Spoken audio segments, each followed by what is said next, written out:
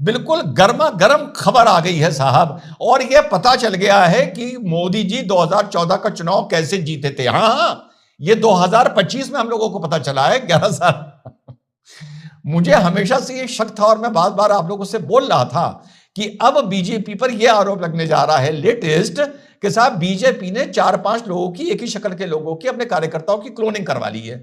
अलग लोग उनके विधानसभा में उनके वोटर कार्ड बन गए, वहां जाके वो लोग अलग अलग वोट डाल रहे हैं और इस चोरी को पकड़ा नहीं जा सकता।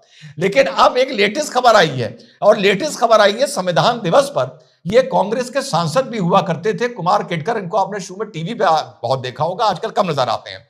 तो संविधान दिवस पर इनको बोलने के लिए कांग्रेस के कार्यक्रम में बुलाया गया। अब इन्होंने जो बात बोली उसमें पूरे देश में हड़कंप मच गया है मेरे भाई, यकीन करो, बहस छिड़ गई है। ऐसा नया आइटम दिया है जो यार मैंने कम से कम नहीं सोचा था। इन्होंने क्या आइटम दिया है, वो ये दिया है कि 2014 का चुनाव कांग्रेस पार्टी को सीआईए ने और मोसाद ने मिलकर हराया था। और क्यों हराया था, इन्हें कैसे पता चला? ये इनको देखो, इनकी कैलकुलेशन देखो, कितनी अच्छे सेफोलॉजिस्ट हैं ये। इन्होंने कहा कि भाई देखो 2014 में हम कांग्रेस को 145 सीट मिली थी, ठीक। 2009 में कांग्रेस को 206 सीट मिली थी।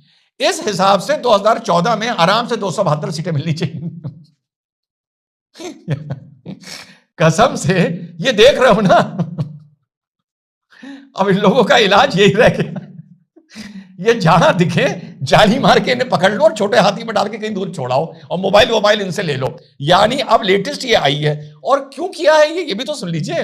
ये मोसाद ने और सीआईए ने इसलिए किया क्योंकि उनको डर लगा, मैंने लॉजिक सुनिएगा, उनको डर लगा कि अगर कांग्रेस की 272 सीटें आ गई तो भारत में एक स्टेबल गवर्नमेंट आ जाएगी, कोलिशन गवर्नमेंट खत्म हो जाएगी, और फिर जो कांग्रेस है वो अपने हिसाब से काम करेगी और मोसाद और अमेरिका के एजेंडा पर, सीआईए के एजेंडा पर नहीं चलेगी। कि अगर कांग्रेस की 272 सीटें आ गई तो उन्होंने ये कहा कि ऐसा है, कांग्रेस को तो 44 सीटों पर पहुंचा दो। और फिर यह है कि साहब कांग्रेस 44 सीटों पर पहुंच गई तो उनका दूसरा लक्ष्य यह था कि भारत में एक स्थिर सरकार ना बन पाए। तो उन्होंने कहा अच्छा ऐसा है, क्योंकि भारत में स्थिर सरकार ना बन पाए, यानी लॉजिक देखिए, तो उन्होंने भाजपा को 284 सीटें दे दी उस जमाने में 2014 में। उसके बाद उन्होंने कहा शायद कि और स्थिर सरकार ना बन पाए तो उन्होंने बीजेपी को 303 सीटें दे दी। यानी यार इनकी क्या लॉजिक है, क्या ये बोल रहे हैं।